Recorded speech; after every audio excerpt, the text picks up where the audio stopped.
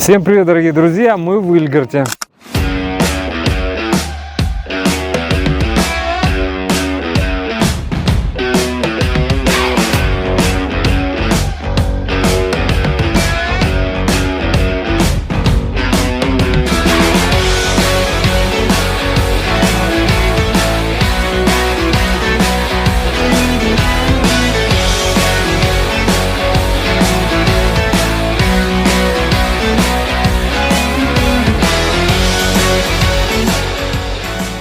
Здесь приступили к строительству такого шикарного дома. Дом с мансардой. Как люблю говорить, в 1,5 этажа. С крылечком. Очень практичный дом. Очень много помещений. Здесь 4 спальни, кабинет, кухня-гостиная, несколько санузлов. Давайте познакомлю вас с планировкой и пройдемте. Потом покажу начало строительства, расскажу о технологии строительства, будет много интересного. Посмотрите, при входе в дом у нас идет крылечко, дальше тамбур. Тамбур смягчает температурный переход, удобно. Возле входа сразу котельная на 6 квадратов, можно уместить все. Далее проходим в чистую зону, санузел, круто. Спальня, лестничная площадка на 2-й этаж. То есть мы зашли сразу на 2-й этаж, не мешаем людям, которые отдыхают в кухне-гостиной. Из гостиной есть выход на террасу на задний двор. Здесь терраса, можно сидеть, кайфовать, наслаждаться пейзажем, красотой природы. Также отмечу, котельная, санузел и кухня по одной стороне, то есть все технические вещи, там трубы, будете прокладывать с легкостью и легко обслуживать. Поднимаемся на 2-й этаж. У нас спальня, кабинет и еще один санузел. Круто. Дом для жизни. Вот такой дом для жизни, для комфортной, счастливой жизни мы и строим. Пойдемте дальше. Дом у нас на свайном железобетонном фундаменте. Основные сваи в доме — это сваи большого сечения, громадного. Это 200 на 200, которые принимают на себя основную массу дома, которые принимают на себя всю нагрузку дома. Они здоровенные. Блин, просто мощные. Даже сравните с классическими сваями, которые 150 на 150. Чаще всего на них строим. Здесь применяем, когда несущая способность грунтов недостаточно. И мы применяем в этих случаях очень большие сваи с большей несущей способностью. Далее. Обвязочный брус, на который передается масса дома. 200 на 200. Мощный, здоровый. Второй тоже мощный, 150 на 200. Вот сюда и впиливаются половые балки. Нижние брусья мы антисептировали от плесени, грибка. Это видно, что они другого цвета. Снизу все скреплено крепежными элементами. Это глухари, чтобы связать саму сваю с оголовником, с деревянным элементом. Рубероид как гидроизоляция, чтобы влага от свай, да, так как бетон легко... Он пористый и проводит влагу, чтобы эта влага не передавалась на деревянные элементы, он не гнил. То есть идет рубероид как гидроизоляция. Внутри, господа, обратите внимание вот с этой стороны. Дополнительно мы все связываем еще строительными скобами. Везде, вот он, слышно. И так везде по всему дому, в каждом угловом соединении. И дополнительно скрепляем усиленными уголками, глухарями, желтые саморезы, чисто чтобы связать. То есть все очень надежно. Дальше идет брус. Мы применяем что по наружной стене, что внутри, брус 150 на 150. Не экономим, тем более на внутренних стенах. Надо понимать, что они несущие, следовательно, принимают на себя массу дома по 2-му этажу и по кровле. Ну и бытовой комфорт. То есть основные конструкции должны быть надежными, никакой вибрации, бытовые шумы гасить. То есть мы применяем мощный брус, тоже 150 на 150.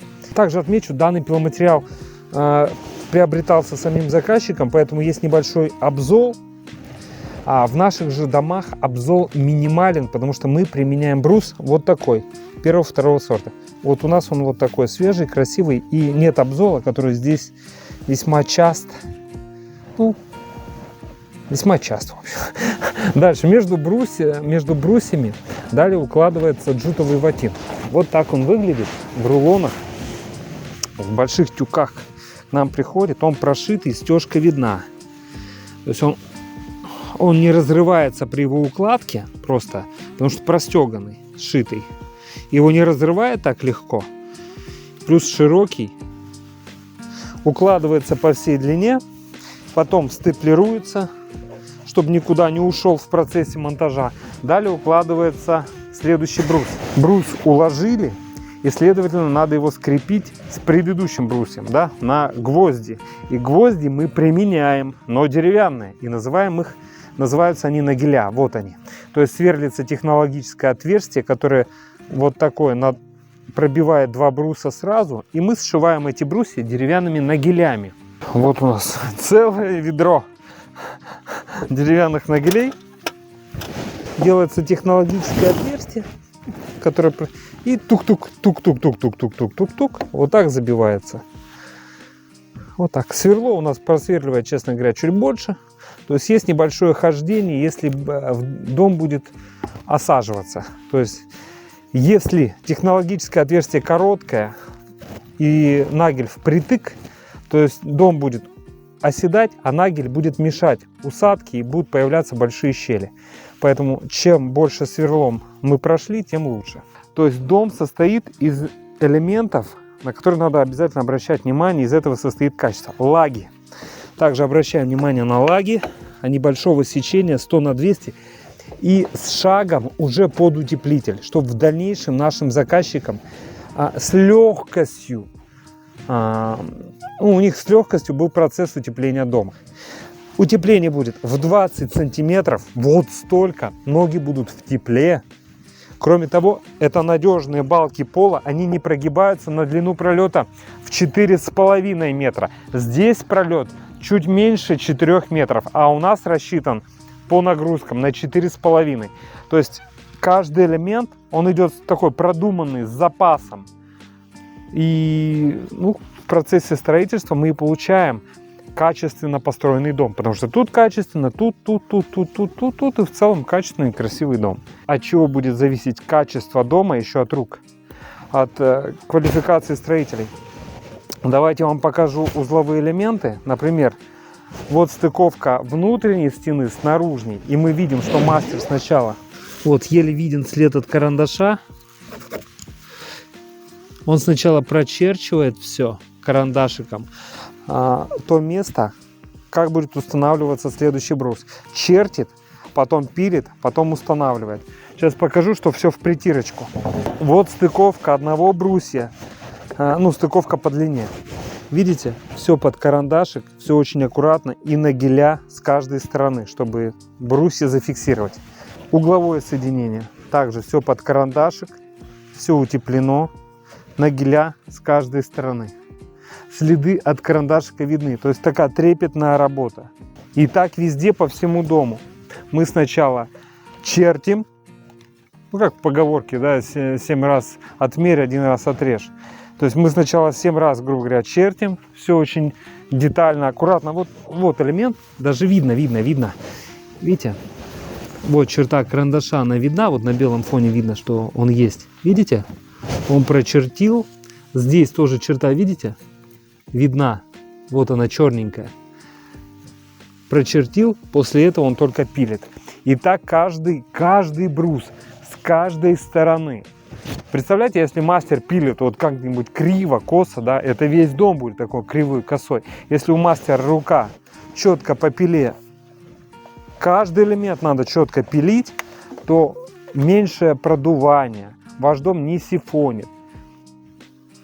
Он теплым и уютным становится. То есть очень много зависит не только от качественно выбранных вами материалов, но и от тех рук, от того профессионала, который строит вам дом. Надеюсь, вы обращайте на это внимание и видите, что уровень профессионализма здесь действительно очень высок. Дорогие друзья, если вам необходимо также качественно, также ответственно построить дом вашей уже мечты, приходите на консультацию, буду вас ждать. Компания «Центр домостроения», город Сыктывкар, улица Советская, дом 8, офис 203. Наш телефон 48 47 48. Приходите. Давайте начнем путь к своей мечте со встречи. Все, до встречи. До встречи на консультации. Пока-пока.